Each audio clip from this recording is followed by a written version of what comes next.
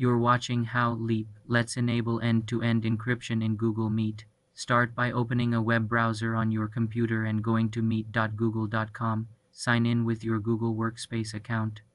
Note that end-to-end encryption is currently only available for Google Workspace Enterprise and Education customers.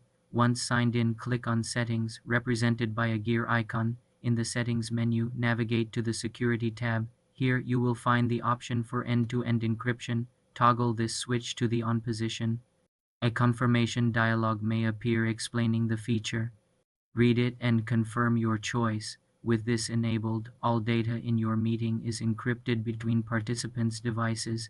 To start an encrypted meeting, schedule a new meeting from your Google Calendar. When creating the event, click Add Google Meet Video Conferencing, then click on the meeting link to open advanced settings. Ensure the end-to-end encryption box is checked. Share the meeting link with your participants. Everyone joining must use a supported web browser like Chrome or Firefox. The feature is not available on the mobile app. For more simple computer tutorials, subscribe to the channel.